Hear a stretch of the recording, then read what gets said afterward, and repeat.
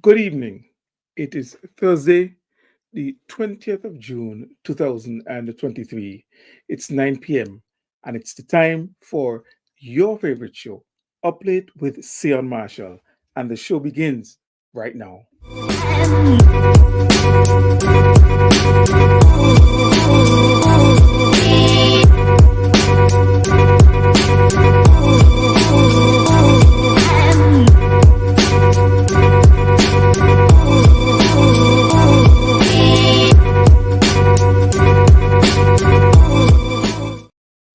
All right, it's Thursday night. Thank you so much for joining. For those of you wonderful individuals, wherever you are, who have joined at home in St. Vincent and the Grenadines or across the world, thank you so much for staying up late with us this Thursday night, the 20th of June, 2023. Thank you so much. Really appreciate it. I don't know what kind of week you've had, but I've had one of those weeks that was kind of like up and down and all over the place, um, which started with a fantastic win by the West Indies over Afghanistan. Listen, a massive, massive, massive win. Kudos to the West Indies. And big ups, boop, boop, boop, boop, boop, to Obed McCoy, who took 3 for 14 off 3 overs. Fantastic victory for the West Indies. And then to have that, you know, memory dashed because of a defeat by England in the first Super 8 game in St. Lucia, that was really disappointing. But, you know, I've always said in competitions like these, it worries me when teams go undefeated because I believe at some point in time they must fail or they will fail. And so I would rather the failure happen at a point in the competition where it is not fatal. So you can lose in the group stage, or even in this stage, you could lose a game, but still rebound. It becomes fatal when you're in a knockout stage, semi-final, final, and that becomes a problem. So on the one hand, I am okay that the failure that the West Indies has experienced, the West Indies team has experienced, is in this stage where it's not fatal. They can go on to win the next 2 games and still qualify for the semi-final. But at the same time, I really would have liked them to continue the momentum. I saw an interesting graphic that said this is their first loss in 9 games. So they had a win streak of 8 games going, and I guess that would go back to uh, series before the tournament, which involved Australia and South Africa and so forth. And so they had 8 straight wins. That win streak came to an end last evening uh, with the defeat from England. By the way, let me let me do what I should do and share the live immediately. Let's go. Where are we now? Da-da-da-da-da. And I'm asking you, please, at the same point, at the same time, to share the live. All right, so let me do that now. Let's do this. Sorry. So I'm doing it while you should be doing it. So I'm giving you time to do it while I'm doing it, right? So let's do that all together. All right, there it is. Share. Yes. Tune in. Yes, and I have shared it. So beautiful. So I shared it on my page, and I'm asking you to share it on your page as well. So yeah, that's I started with cricket because that's the big thing that's happening, and West Indies had been doing so well. We went undefeated in the group stage, but our first match in the uh, Super Eights, we had a loss. Now, I believe I know that we'd have 2 games in the Super 8 stage in St. Vincent and the Grenadines. And based on what I've seen so far, the level of support that I've seen so far for the games, uh, Nepal playing Bangladesh and so forth, South Africa playing I think Bangladesh as well. 2 good games in terms of support. Vincent just came out. They really supported the teams, and I believe from what I saw, uh, positive takeaways from those. I believe that going into the Super 8s, you would have even bigger support as the fans from those teams, I think South Africa and I can't remember what the other teams are, but those fans would come to St. Vincent and Grenadines, especially South African fans, to be a part of those games. So hopefully, even bigger support for the Super 8 games. But hey, kudos to St. Vincent. Big ups to my country. I still feel jealous. I wish I was there to take part in all of this, but alas, I am not. Tonight's discussion is going to be a very interesting one. Very interesting one. Because I want to have a discussion over the role of journalists and the media in St. Vincent and the Grenadines. And the reason I wanted to have this discussion this evening is because a lot of things have happened in a very short period of time. And sometimes I get the sense that the coverage of what is happening in St. Vincent and the Grenadines, the events happening in St. Vincent and the Grenadines, aren't as, I think they're lacking somewhat, right? We can go as far back as 2020, 2021, when we became the smallest country ever to sit on the UN Security Council. But since then, let's look at just this year alone. We had the hosting of CELAC, we had the opening of Sandals, uh, we had we having T20 World Cup cricket hosting, and the work that the government has had done to be able to host that in terms of investing in the stadium and so forth. And sometimes when I look at what was happening on the in the media, on blogs, in the news and so forth, comments from individuals on Facebook, I wasn't sure that it reflected accurately the impact of what was happening on the country as a whole. I found that there was a lot of splintering of the real issues. And to me, I think that journalism has a real role to play. Now, tonight I have two fantastic guests, two individuals that I've known for a while, one that I've known for a much longer while than the other. Um, and so let me introduce them. One is already in the room, so let me introduce my good friend, my friend I've known since a little boy because we grew up in church together. Well, I don't go to church no more, but he does still go to church, so he's still a nice Christian boy. But and he might invite me to church, but that's all right. Let me invite my good partner. Um, let's go in. Hey, how you doing, Sian? How you doing? Good night. I hope you're hearing me loud and Oh, clear. I heard him loud and clear. I Okay, call good. it Excellent, Ernesto excellent, Cook, but excellent. of course, I have to let the audience know, Ernesto, Yeah, that yeah, I custom call you Banky yeah. Well, we got to leave because that out. We got to leave that out for now. because we go wait. No, I just letting them Yeah, know that we yeah, go yeah, way yeah, back. yeah. So That's okay with me and you. yes, that's okay with me and you. But Yeah, Ernesto has yeah. been in this in the media for more than 20 years Yeah, as a yeah. radio host at WeFM. Right. He has done radio hosting. He has a very popular blog, one of the most popular blogs in St. Vincent and the Grenadines. Does a lot of reporting. I think honestly, you did some fantastic work the volcanic eruptions as well. Yeah. Did some coverage for international organizations. Tell us a little bit about what got you into the whole media and journalism space in the first place. While we wait on the other guests, because the other guests Yeah. have not gotten into the room yet, but as soon as he gets in, Okay. we'll introduce. But in the meantime, Honesto. Well, thanks very much for having me, Sian, as well. And yeah, we know each other from way back when. That's a fact. Since day one, as the people would say, way back when. Since day one. So nobody can come between us. It doesn't matter. None can. So here's the thing. How did I get into the whole media business?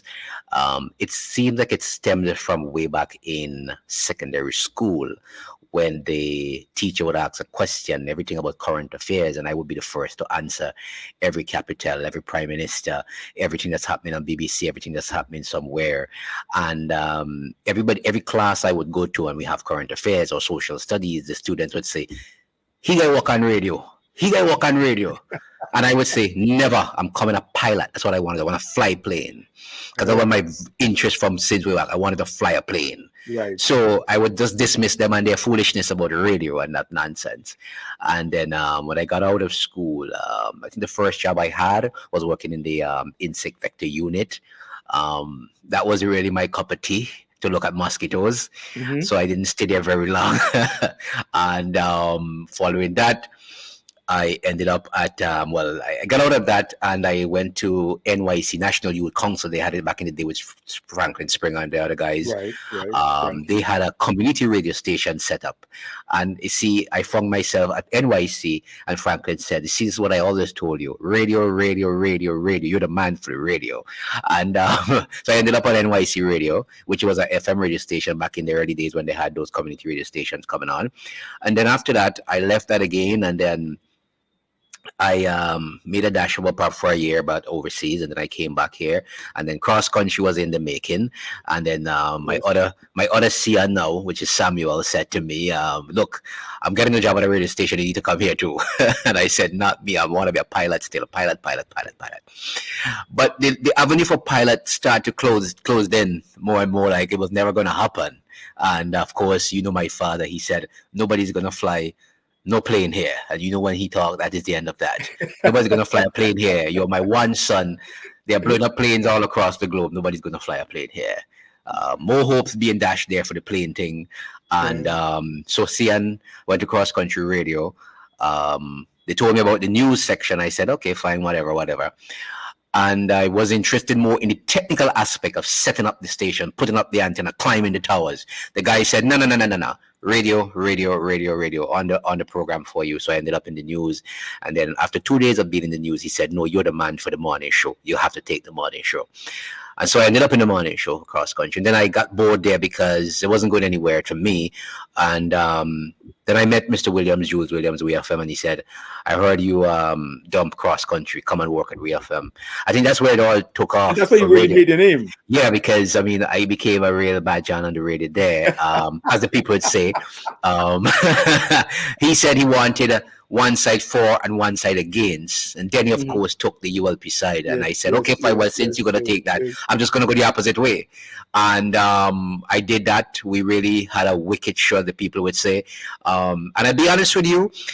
A lot of people said I confess this now because I never confessed it anywhere else. A lot of people said, look, you're really supporting NDP. It's getting too much to me. And this is the only reason why Eustace and Leacock is coming on that radio station, because they don't ever come here. But it's good for business. And at the end of my tenure there, I said to all of them, well, it was just a show. I wasn't supporting anybody. It was just a show. You wanted one go for and one go against. And since I'm good at going against, I just went against. So that's just the end of Contrary, yeah. that. Yeah, I mean, come on. So it was a good show, but I made my name, as you said there. From there, I left. I went to the United States because my father was sick at the time. Right. So I went there for a while. When I was there, I got to do a pharmacy program. So I'm a trained pharmacy technician. And a lot of people don't know that, but you know, I don't go spouting around those things because it makes no sense to me. But so all of that, and after that, now I came back to St. Vincent. Got involved with all this politics with the NDP and PRO and talk show hosts and all of that stuff.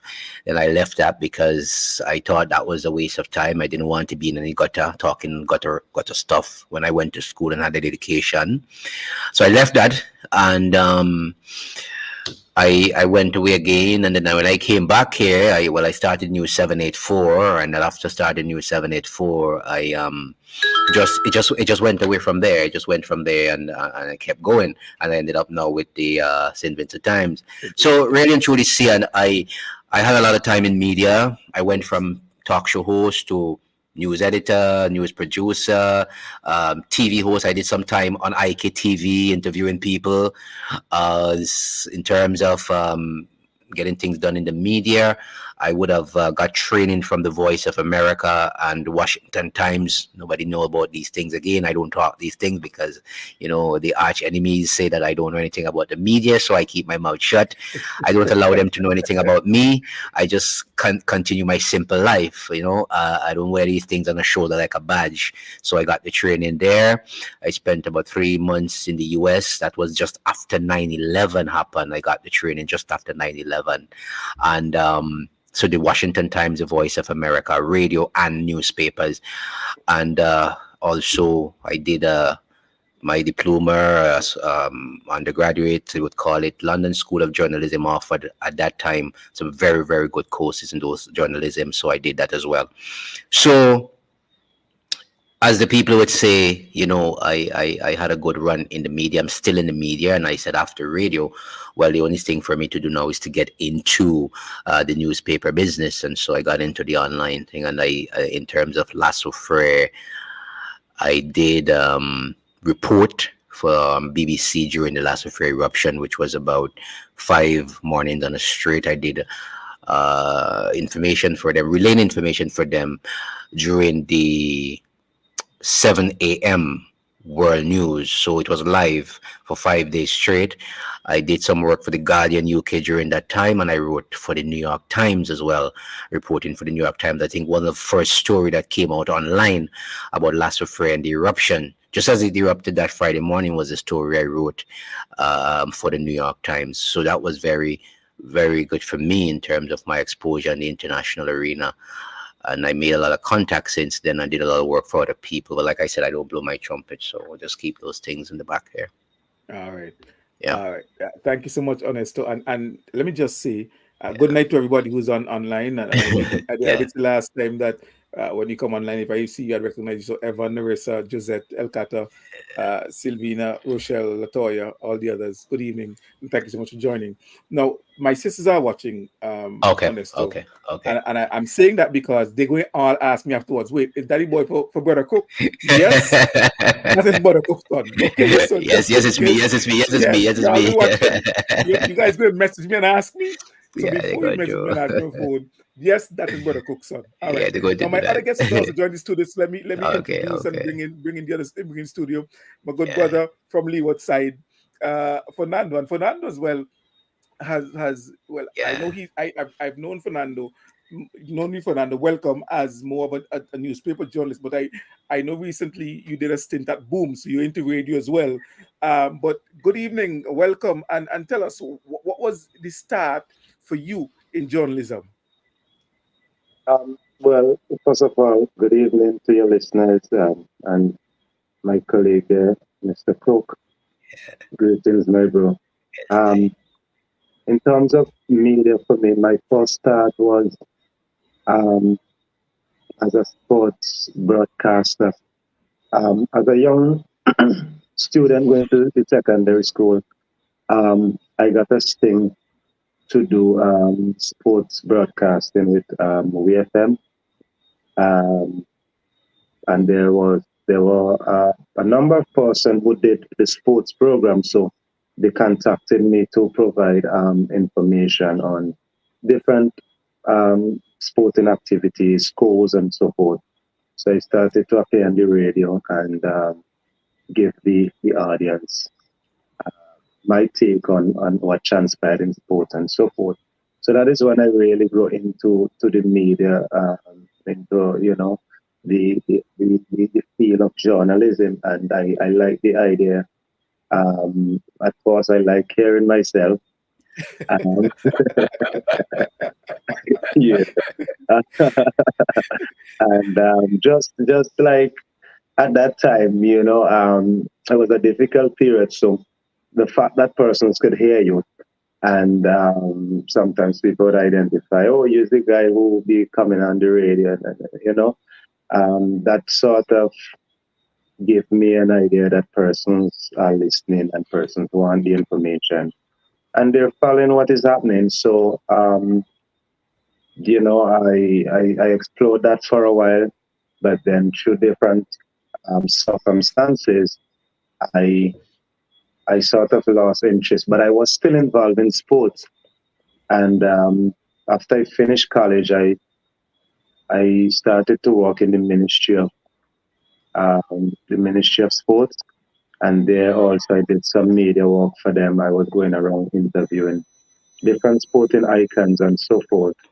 And eventually, though, I quit the job there and I took on a job at the Vincent newspaper where I was trained by I can't remember his name, but he's now deceased. But he was from Barbados nation. And from that moment, I just decided I'm gonna get more involved in the idea of being a journalist, being a reporter, and things keep going from there. And I get more training in that field. So now to that point where I am being in the field of media for the past, I would say 14, 15 years. Fernando, Yeah, there's this viral photo of you in front of Queen Elizabeth II, now deceased. I was supposed to get that photograph. Tell us a little bit about. I really was supposed to get that photograph for when I asked you this question, because I planned to ask you this question, and I'm really sorry I didn't have it for the audience to see. yeah. But tell us a little bit about that experience. What was that about? Well, it was about first of all changing their life around. They wanted young persons who had changed their life around, who had come from difficult circumstances and are doing things in their community to make a difference. And I fit into that category because after I began working at the Ministry of Sports, I started a sports program in the community of Rosal, which I'm originally from, because Right. I realized that the youths they were going astray, and I started out in the school, but to me the school, just doing it in the school wasn't enough. So I started a Saturday weekend program for the kids, and the idea was to keep them from getting involved in trouble, to from being idle, and to learn to gain life learning skills. So I started out that program, little support, whatever, but it grew, and I started looking for support. And at that time, as I said, I was working at the Ministry of Sports. Then I had some difficulties with the director, to be honest, because he didn't want me to continue the program. And I was like, I have to do it. And why I did it is because when I go back into the community, I hadn't gone back for a while, to be honest. And when I went back in there, the youths, they're more like different. They seems a bit more disrespectful to the elders. They were Hmm. leaving school, going into the mountain and planting marijuana. And I was like, if I could give them that opportunity to at least grow and to see themselves as, young persons who have ambition and could accomplish something, then I think I would have done something great. And yes, I went out and I did that, coming from a very poor background as well, because at one time I was on the street. I used to sleep on the street from for a period. But it never dawned on me that I can't do anything to make a difference. So when I find myself in a position, yeah, I see the photo on the screen. When I when I found myself in a position to help, I did that, and I wasn't looking for any reward or any recognition. It was really a dream that I had, that I was on the beat with kids, coaching them, and just giving them a good time, and I just bring that into reality. And for that, someone recognized what I was doing in the community, and they recommend me, and yeah, I was. Great, great stuff, Fernando. And it really touched me a while ago, because I didn't know your full story. All I know is you're a Salman, and you and I bonded as Leeward men and so on. But that Yeah, challenge that you've been able to overcome. And yes, so, I mean, these are the things, yeah, Fernando, I always say the problem with us, our society in missing ingredients, is that these stories are not told more often. right, The right, stories that are told, or the influencers that are popular are the ones that are not necessarily those that need to be emulated, but the stories of mm, guys like yourself and Ernesto, right, who are from regular people, and regular families who've overcome adversity. You talk about yeah, being on the street, and right. you've gone from being on the street to being in the It's palace in front crazy. of Queen Elizabeth. It's I mean, crazy. It's these are crazy, stories that, man. It's yeah, crazy. you know what I mean, and I really congratulate and I commend you for mean, that. I But mean, when you mention it, is a different thing when the light goes off, or the life of the city goes off. oh And you're boy, just I know, on your I own know, there. I You know, find I know, there are one or I two other know, street kids around, I but know. it's like, and then KFC was like, somewhere could I get food, because there was a guy named Joseph, and Yes, another I know one. Joseph.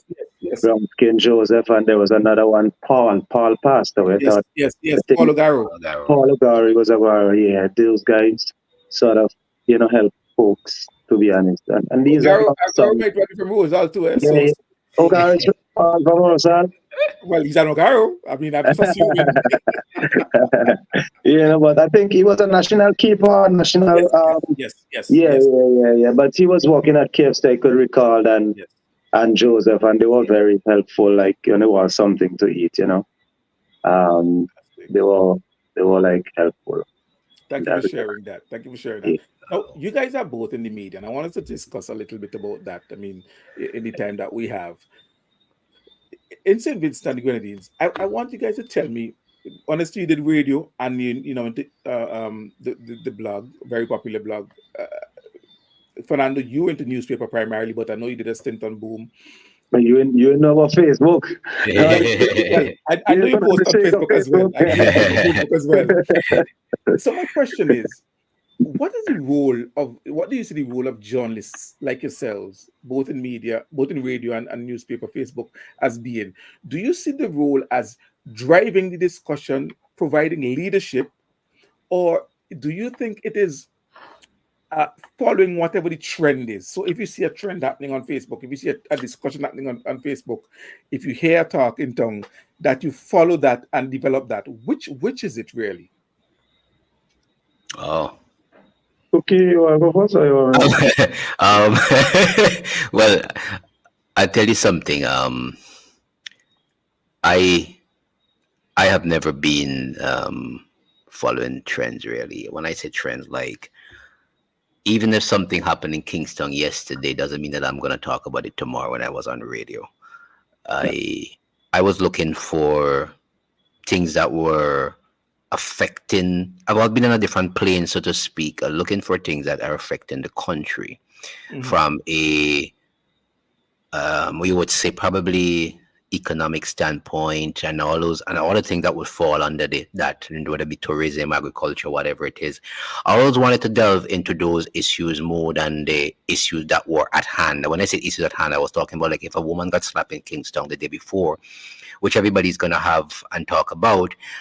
I wouldn't want to talk about it immediately because I had to look at that from a domestic abuse standpoint or violence against women standpoint, and I had to do research on that. I had to go make sure I get some statistics, see why it's happening in our society. So that would come probably 2 days after. It may sound stale to some people, but when I resurrect something, I cause mayhem even though it's gone 3 days before because of where the viewpoint I'm coming from with it. So it wasn't an issue for me to deal with that some other time down the road. But I always wanted to go for the more hardcore stuff, which people say not sexy, songs boring, right?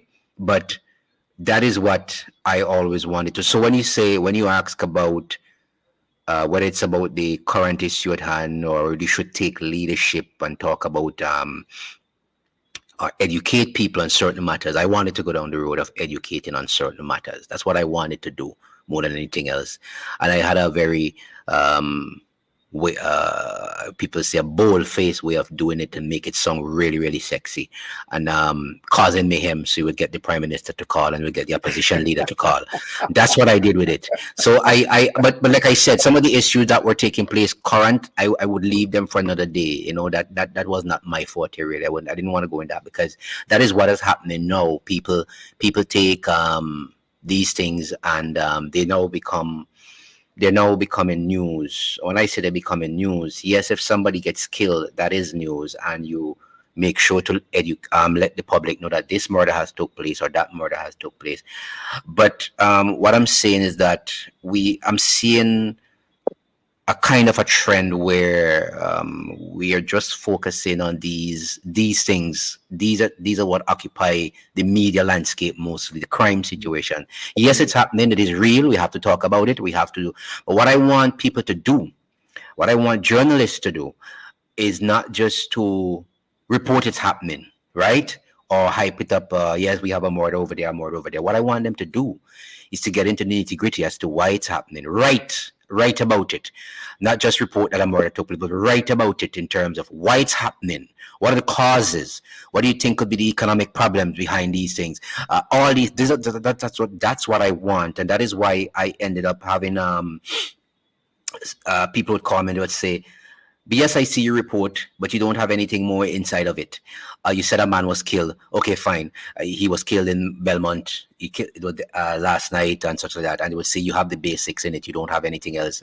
Was his cousin behind it? Was he running a drug? Was he into drugs? Was he into this? You don't have anything else behind it." I I don't think whether or not I say, and this is just my opinion, and I don't think whether or not I report if he was in drugs or if he was this, if that would make a difference to people's lives. That's how I view it, right? I don't think it would make a difference. What I think would make a difference is how his death, the person's death, would impact society now, right? Based on what they were doing, right? And was his death part of a long train of death in terms of the cocaine trade? And how is the cocaine trade affecting St. Vincent? So I write these kind of articles and people come and say, "Whoa, now I understand what's happening in St. Vincent with certain things." As the Prime Minister would say, the cocaine trade and drugs and young people and this. So I tend to want to write about these things, put them within the ambit of murders instead of just saying the murder, murder, murder. So all right, now you've run ahead a bit. I know. I just in terms of yeah. because I have some things dropped down, so we actually Okay. revisit some of that a little later. But let me hear Fernando's take on that. Well, in terms of that, as you understand, there are different types of journalists. So it depends on whatever your journalistic responsibilities are, or what type of journalist are you? Are you a sports journalist? Are you investigative? Do you do investigative journalism and so forth? With regards to news, the basic, you do your research, you interview, you disseminate your information. There are persons who gives opinion. There are journalists who does opinion pieces. There are sports journalists. So for me, it's based on the particular field that you're in and what you're adjusting.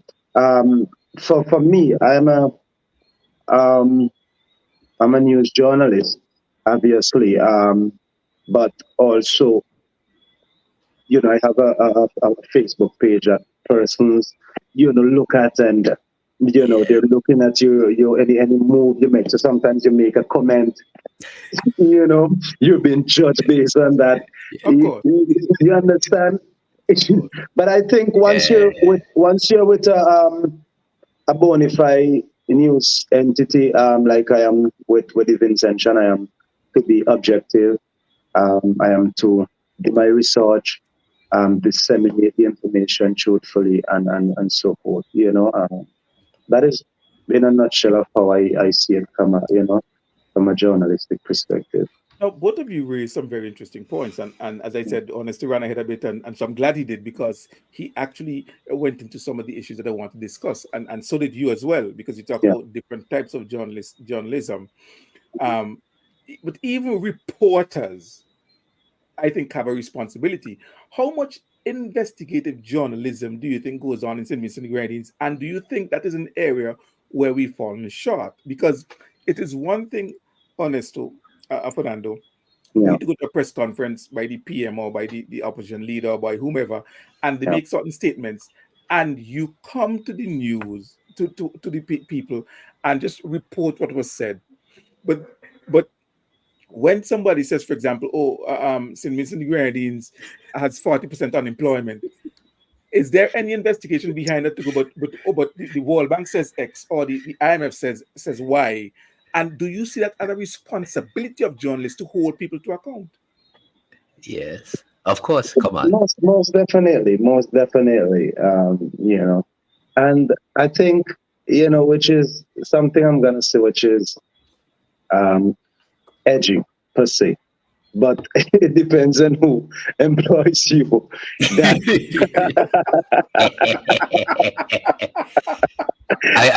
Yes, you're right. You're right about it's that. an You're right about that.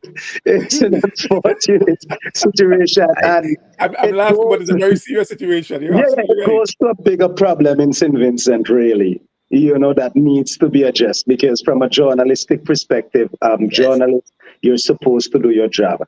But correct. there are persons, as we know, there are entities, that based on who you're employed with Right. could have an impact on that task that you're supposed to do in an effective way. Yes, I agreed. I agreed him. I agree with Fernando. Um, Two things I want to go back. One, and Fernando was talking about it's based on what kind of journalism you're into. And he was correct in that part because for me, I look at my audience. So when I see the analytics, I see who's reading, I see what's happening. That's why I do what I do because I look at the analytics and I know my audience, I know what they want, and that's why I do what I do. Um, so the other thing is Fernando talked about when you talk about investigative journalism and stuff like that, and he said it based on who you're working for. Yes, this is a problem in the Caribbean on a whole. Report, and you see and mention it. You go to a press conference. Prime Minister says this. Opposition leader says that. It's just a report that we get.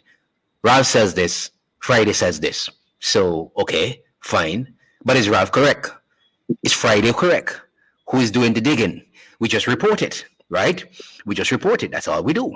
And that is a problem I have. And that's why I drifted off into different things now. I don't like to just report. But anyway, to get back. Because put journalists can be part of the misinformation unit Of where course, it they can be part of the misinformation unit because just misinformation as yeah, articulated. right. And but in terms of digging and doing certain things and getting certain information, if your media house is not standing behind you in terms Right. of your security, Yep. because I could tell you something, Asian, and you used to be in the United States serving as a diplomat.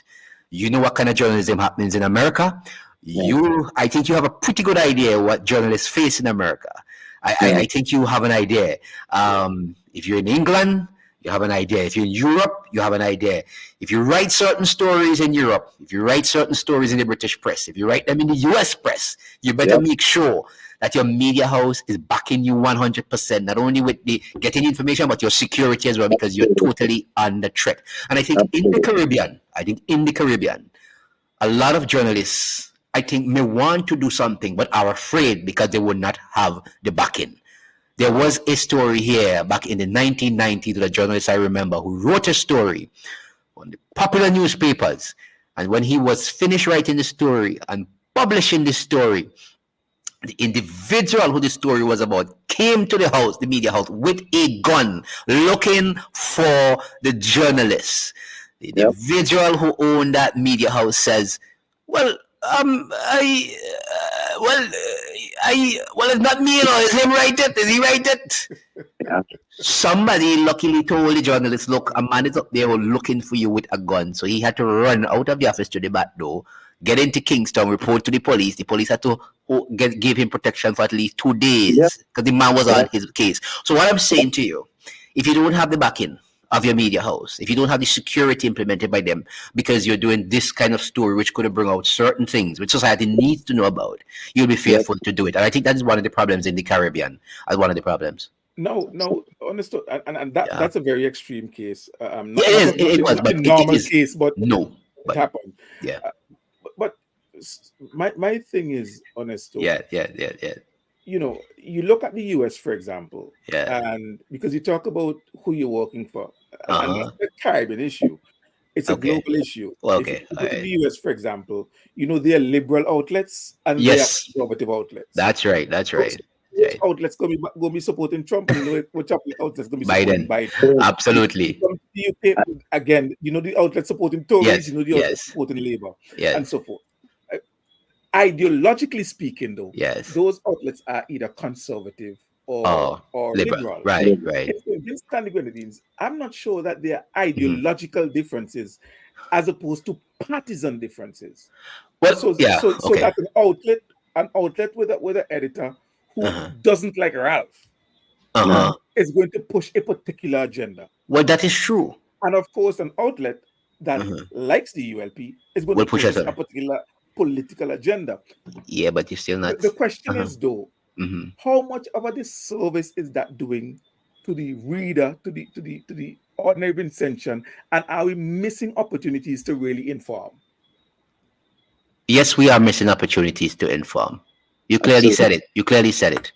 One support the ULP, they're going to write favor of the ULP. The other one Yeah. hate Ralph, they're gonna write bad about Ralph. But the thing is, what they're writing bad about Ralph is just maybe something Ralph said and they turned it upside down, right? They're still not digging into something that could really affect Ralph. Right. So yes, they're doing a disservice, but still they're not really doing what they're supposed to do. That's just how I see it, right? They're doing a disservice, yes, but they're still not doing what they're supposed to do. Because like I said early, you go to a press conference and Ralph says 40% unemployment, or Friday says 40% unemployment. Yes, those who hate Ralph will write 40% unemployment, and they'll write it as a big headline, and they'll write it like that. But still, they are doing a disservice, yes, in that regard, because they're not going to look for the information. When I heard the term 40% unemployment, I heard it, and I said, but no, UNICEF, World Bank said 40% for children between the ages of 15 to 18. Most of those children, Are in 15 to school. 18, are in school. So why would the opposition want to make that 40% as if it is unemployment, as in the youths who could work between 18 and 20 something or 30 something? So the media house who hates Ralph, of course, would say, yes, it's 40%, but they're doing a disservice because they did not go and look for the real information to put it there. Disservice to who, though, or to what? Is The it Ralph? population in general, the whole population, the entire population. So, Fernando? but that's how it is. What, I don't know the exact question. Sorry, I missed the question. No, I we mean, were talking. you, We were talking about disservice because yeah, okay, let's put it into no. perspective. Let's put it into perspective, Fernando, and I guess you could comment on this, Fernando. I Mhm. think a serious opportunity was missed regarding the CELAC summit that we held. Yes, Here was St. Vincent and the Grenadines hosting the CELAC summit, the Community of Latin America and the Caribbean, yes. the regional bloc that's as big as the OAS. Basically, the only countries that are not in it were the US and Canada. Right. You also had observers from the UN and from other groupings. Mhm. And instead of, in my view, because I Mhm. wasn't there at the time, but I followed from outside, instead of a focus be put on informing Vincentians what SILAC is, who are the players, who are the major players, what could have been the different benefits of St. Vincent and the Grenadines, I found that a lot of this discussion, even among journalists, radio individuals, and so forth, was just rank politics and about it was all about a show off, and it was about Ralph and so forth, and so at the end of it all, the Vincentian population that needed the journalistic community, the journalism community rather, sorry, to say, listen, here's the information you need about what SILAC is. Here are the players, the major players of SILAC, and here's how St. Vincent and the Grenadines can benefit, and this is what it means for St. Vincent and the Grenadines. I think that was completely lost. Right, but also there were journalists and media houses that complained that they weren't provided with enough information as well. So the select happened, but there wasn't whoever is responsible for the dissemination or to ensure that these information are compiled and disseminated. Even to the media houses, it wasn't really forthcoming. I've heard my media colleagues spoke about that. But Fernando, I'll put So, it back Well, to you. well. Though. Isn't it the role of the journalist to go and get the information and put it out? Because at yeah, the end of the day, the journalist does not necessarily want to be spoon-fed information from a particular perspective, but rather to gather the information from all the sources and be able to put out, as you said, unbiased or factual information out there to the population, and yeah. not the information skewed in a particular way. Right. And that's a fair point. That's a fair point. But as I said again, there was also some issues with the dissemination of those information as well. And I'm not taking anything from what you're saying that yes, the journalist has to go out there and get the information, but also those persons at the helm who are responsible for the summit and for the journalists to get the necessary information also failed based on the information that I Well, received. No, well, no. Before you come in, yeah, Ernesto, yeah, and, and, yeah. and I'm not taking away anything from your point either, because I understand a summit of this nature. Hmm. Yeah, You expect things like yeah, press kits and yeah, support to be yeah, given yeah. out with Correct, basic information. So correct. I get that, and if that wasn't done, then it should have been. Yeah, But at the same time, you have so much radio and talk radio in St. Vincent and yeah, yeah, you have that's it. newspapers, you have blogs, and I think that with all of that, it's, you almost find that there's a bit of laziness among some journalists, where Mm, unless it is fed to them, they have nothing to offer except basically reporting what was yeah, fed to them. Well, that's fair. well, well. I hear what Fernando is saying, and he does have a point in terms of getting certain things straightened out before the summit began. Mhm. But for me personal, right, I would say someone was helping me during that period, and we had about probably 14 to 15 articles about the summit, written about the summit, based on the information what we listened and what we gleaned from it, right? So there was, and I got some calls from some ambassadors in Latin America, South America, talking about the coverage on that.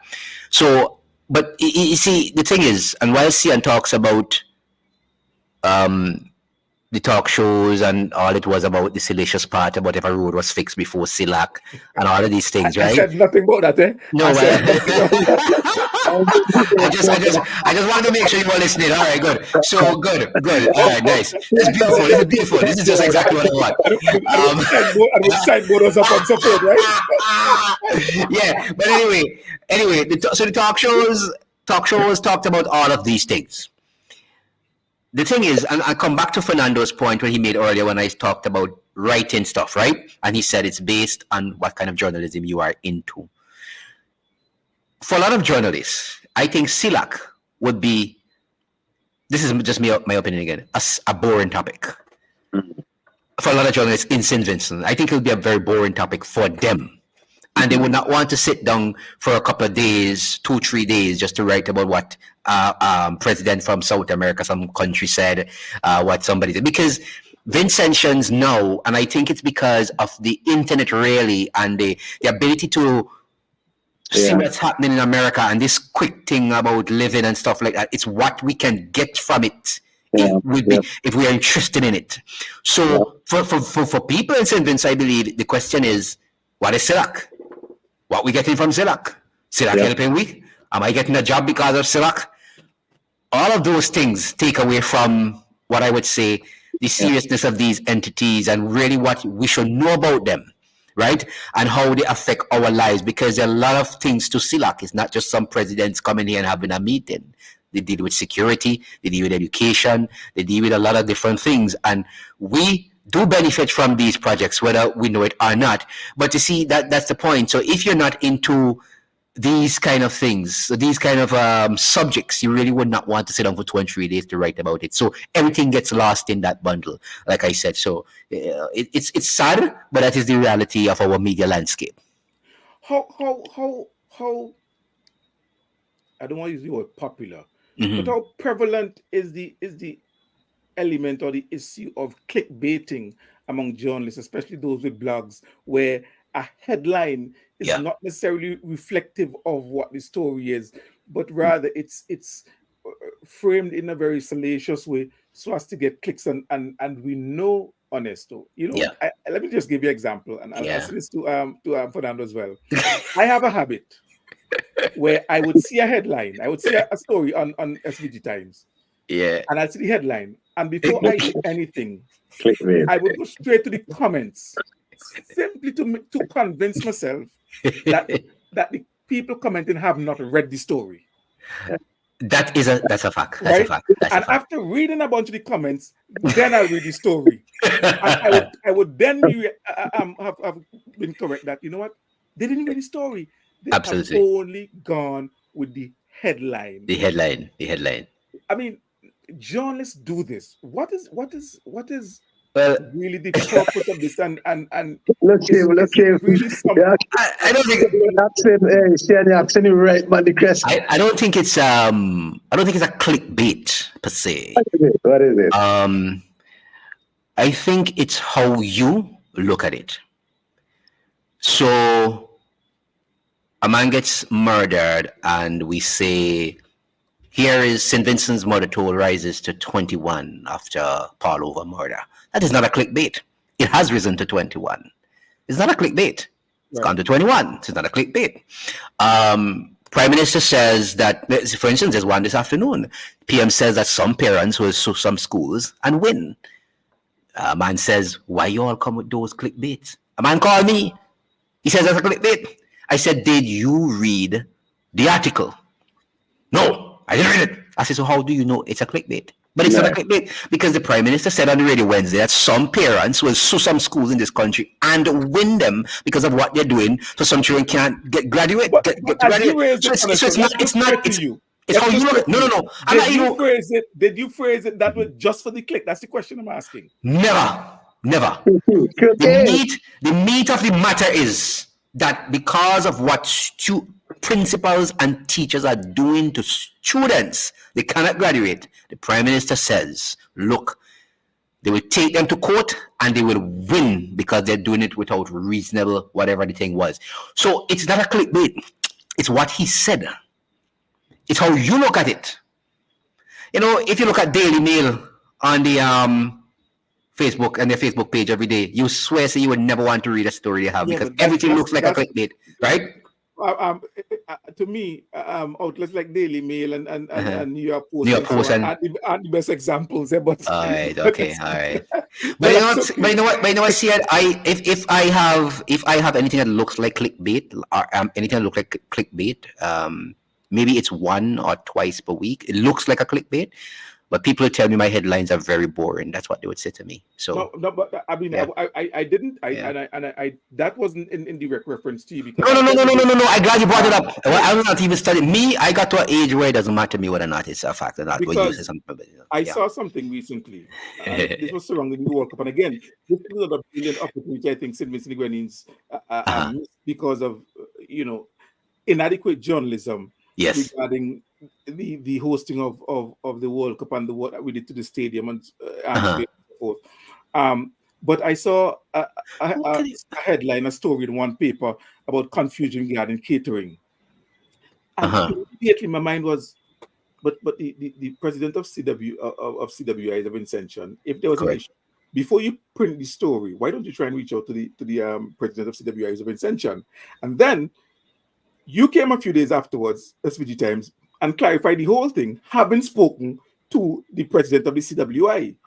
And I'm saying that is the level of I don't want to say laziness, but Well, that I was referring to, where something like that, before you rush to publish a salacious story, why not get the facts? Why not invest? And you could still publish it. yeah, you can. No, you're able to publish it, having now researched it and gotten to the bottom of the story. Well, go ahead, Fernando. Also, there are instances where somebody tell you, well, get to the bottom of the story. But you just, for some reason, cannot get to the bottom of the story. Yeah. Where do you then do the story or left the story? So you make reference to what you have, and then if CN didn't comply, I cannot So- wait to hear. Right. Yeah. So the way. So, Yeah. we reach out to Mr. Marshall, and Yeah. he didn't comment, or he said he's not commenting or whatever. So you still have to go with a story there. You probably don't not get everything because CN don't want to give you everything. But at So you least publish what you have. you publish what you have, but you make reference that you reach out to Mr. Marshall, and he didn't give a comment. Fair enough. Right, that's just Fair enough. rather than just left it like that. But sometimes people just say get to the bottom of the story. But if the other party is not giving you their angle, it's not gonna. I remember a couple of times I was doing a story with the market vendors, and persons say, "Well, get from the tongue board, what is their take and so forth." When you go to the tongue board, you meet so much objection and restriction, you know. But you let persons know that you make an attempt to get the information from the other party. And that's absolutely fine. And I have no issue with that either, Fernando. In a case Yeah, like that, you publish a story, and then because the story is out, that right. now draws responses from the individuals who So were you could follow up there, initially reluctant. So now they come forward and say, "Well, here's my story," and they and could you have do given a this follow. Yeah, place. yeah, But we have a few minutes left, and I want to get your take on this. You mentioned, Fernando, and honest to agree with you that sometimes it's who you work with. But at hmm the same time, how much do you think partisan politics plays in the approach of individual journalists themselves? So, for example, a journalist may have never gone to or may not want to go to a press conference by the prime minister because they don't like rap, they don't like labor, or they may not ever go or cover a press conference by the leader of the opposition because they don't like labor, they don't like NDP, they don't support yeah, NDP, yeah. and stories written by those journalists are always skewed in a factual sense, not just in an ideological sense now, but in a factual sense, always skewed in a negative. It's as if almost let me put it this way. It's almost as if anti-government news sells. It appears that way all over the world. Um, it appears that way all over the world that anti-government news do sell. I don't hmm know. I've yet to investigate why, but it appears that it always sells. Like just like they say, negative things sell, crime sells. That is I don't know if that is how we grow. If it's something that was instilled in us, a mindset that negative things always moved and the positive things are just a waste of. I don't know what it is, but I think in St. Vincent, maybe partisan politics play in some people's journalism. I don't know. I think so. That's my opinion. I believe so. Sometimes, based on how you read an article, you could say it plays. It seems like it's playing a role there, This is right? NDP man. Yeah, you could say, oh, he's That's NDP a man. man. Oh, that's NDP man, right? But I don't think party plays anything really with people going to a press conference. I don't think that plays any role in St. Vincent. And, Really, and I don't and think so. also what I think is it is from the standpoint of who's looking at it, you know, because Sian could be looking at it and seeing something that I'm not seeing Yeah. because Sian has, you know, this biasness towards, this party, or Yeah. Ernesto have a biasness towards his party. So for Ernesto, that might be okay. But for Sian, how you could say this? How could you write hmm this? hmm So it's based on, you know what I mean? So you That is come to why, it pre with that is why a when you get these opinions, you need them from yeah, objective people. yeah, Sian might not be the best buddy for telling you, boy, you're writing against my party.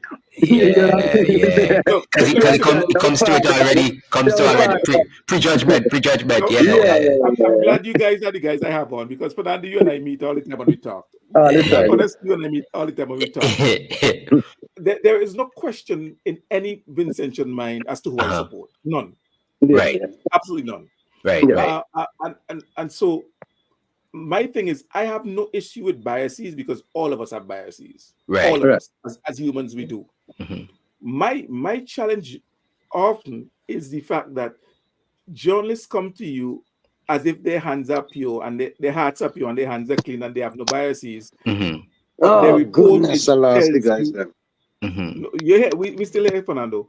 But the reportage tell us that you yes, are biased and you are skewed in your reporting. And so that is the challenge I have okay, with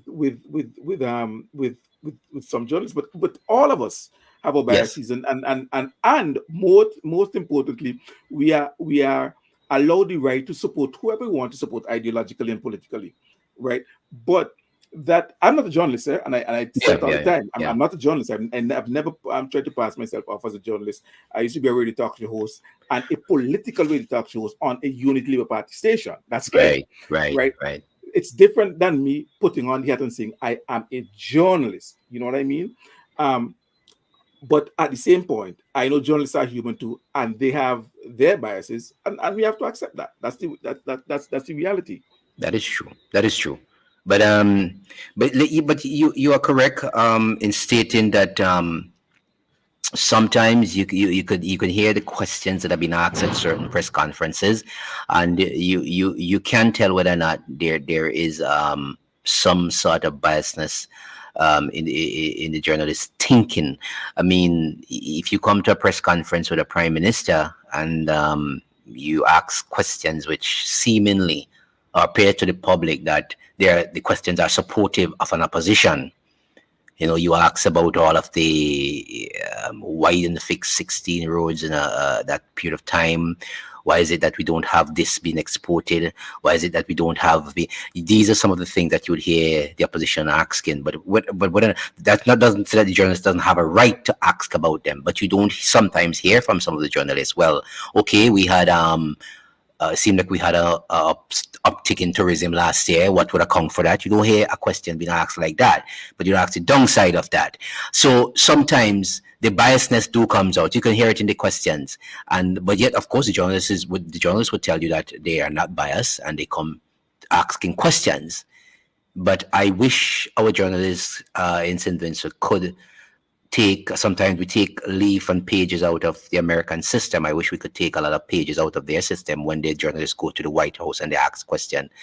I know they're conservative and liberals, but sometimes the question they ask, sometimes you really want to know if they are conservative or liberal. They hammer these people away and they ask questions, Right. and they seek and they look for answers, whether it's a good question or you think it's a bad question. They do ask these questions. So they may ask something about the border, and then they may say, "Oh, well, we had uptick in jobs last quarter. What do you think would have caused that?" So there's good and bad. So sometimes hardly you could say, well, this man is biased. You know what I'm saying? But in our islands, you hear sometimes. I listen to press conferences in Barbados. I listen from them in Grenada. And you actually could hear who's supporting Mitchell in Grenada, and you could hear who's supporting the other Mitchell in Grenada through the questions. You actually could hear it. You could hear it. So our journalists have to be prepared and change the route of where they're going in terms of asking questions at press conferences and delivering, like you said, not misinformation, or sometimes what they deliver could be misinformation, but deliver information that could uplift as well, while they correct some of the things that you may say politicians are saying that is not right, because you have the correct information. You went and you did some research and you could add to what they said instead of just reporting what they said. All right, buddy. Thank you so much, Ernesto. And we got ended there because we're well over time already. Yeah. And I really appreciate the fact that you came. We lost Fernando, but we Yes. out of time. So let me thank you so much for being a part of tonight's Up Late program. And I really appreciate your take as Yes, well man. as Fernando's take. Hopefully, you'll come back again. Yeah, yeah, And, we'll and come back we'll, again we'll sometimes. sometime, and we'll continue the discussion. Thanks a lot, buddy. Have a Yeah. good one. Yes, man. Thanks a lot for having me. All right. Appreciate it. All right. All right. Let me thank Ernesto and Fernando for joining us on the program. Now I realize I had a very active discussion with some other journalists tuning in, and I'm happy to have those journalists who tuned in as well this evening. And as I said, I'm not a journalist. I was merely asking questions of journalists or individuals who are in the journalist space, journalism space, and hear their take on the issues raised. And I really appreciate the take of Fernando and Ernesto from St. Vincent Times on this evening's program. I mean, thank you so much for joining the program this evening. As always, uh, I really appreciate your company every Thursday evening. And don't forget, if you haven't yet entered in the competition to win your very own Up Late with Sion Marshall mug, you still have time to do it. Take a photograph, tag us, uh, put the description in the put the description in the caption, and you will be in to win a mug next week, Thursday. Actually, the competition ends next week, Thursday. The draw would be the first week in July. And we would be giving two individuals these mugs, their very own mugs, or plate with Sion Marshall. All right. Thank you so much for joining this evening's program. And until next Thursday evening, when we have another fantastic program for you, this is Sion Marshall saying, enjoy the rest of your Thursday evening.